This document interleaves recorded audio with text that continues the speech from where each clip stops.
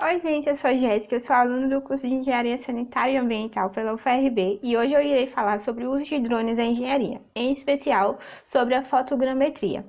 Para entender o que seria esse uso da fotogrametria, temos que ter noção sobre alguns complementos que formam base científica para a geociência.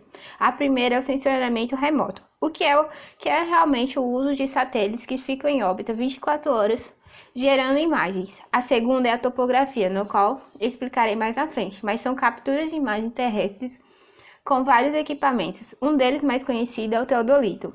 A próxima é a fotogrametria, no qual irei falar nesse vídeo. Portanto, não saia daí. Mas para começo é o uso de câmeras em aeronaves para fazer o mesmo trabalho. E por último, temos a baximetria, que são fotos de lagos, rios e mares. O próximo tópico irei falar um pouco sobre a Sociedade Internacional de Fotogrametria e Sensoramento Remoto. Ela aprimora a cooperação internacional entre as organizações mundiais com interesse em fotogrametria. Mas o que é fotogrametria? Ela representa a criação de um espaço no qual deseja estudar. Fazer base cartográfica, um espaço tridimensional, utilizando um espaço imagem. Fotogrametria ela se divide em algumas categorias. A fotogrametria métrica, que é um método de quantitativo, como coordenadas, áreas e perímetros e afins. Temos a fotogrametria de interpretação, que é um método mais qualitativo, que é usado até em satélites. Temos a fotogrametria geométrica, que é o estudo dos aspectos da forma, geométricos que estudam obter volumes, comprimentos e formas. Temos a fotogrametria analógica. Ela se deu origem na década de 60 e muitos dos equipamentos de precisão que são usados até hoje. E suas fotografias eram tiradas em dispositivos chamados de restituidores analógicos. A próxima é a fotogrametria analítica. Ela possui uma alta precisão e uma estabilidade dimensional. A fotogrametria digital, que é a entrada de dados com imagens digitais que são obtidas por máquinas que promovem a digitalização ou até uma imagem analógica por meio de scanners. E todas essas características citadas fazem parte do mapeamento aéreo. Para realizar um mapeamento, você vai precisar de um planejamento, igual àqueles que a gente usamos quando fazemos artigo ou alguma tarefa que requer um pouco mais da nossa atenção. O mapeamento pode ser feito por softwares. São diversas plataformas que oferecem esse tipo de serviço. Por exemplo, é o Drone Deploy, que irei falar um pouquinho mais à frente a respeito dessa plataforma. E todo esse procedimento cria uma base cartográfica que simula o ambiente, colocando-se em uma situação que alguns profissionais ficam em dúvida sobre as vantagens entre o mapeamento com aeronaves maiores, como aviões que possuem maior área de cobertura, precisam um pouco mais de manutenção e acaba sendo até mais caro. Ou aqueles que preferem equipamentos menores, como os drones. Possuem uma área menor de autonomia, porém são mais simples e mais práticos e possuem menor manutenção. Outras situações que alguns profissionais também ficam em dúvida é sobre a coleta de informações entre a topografia e a fotogrametria. Quando falamos de um ponto no terreno, nos referimos à coordenada exata dele e através de um levantamento topográfico conseguimos as suas coordenadas. Bom, a topografia tradicional, quando efetuada com equipamentos corretos, consegue captar todos os pontos com precisão milimétrica, o que é necessário de acordo com o trabalho que você deseja fazer. A fotogrametria consegue o mesmo estilo de trabalho, com um valor mais acessível e uma precisão aceitável.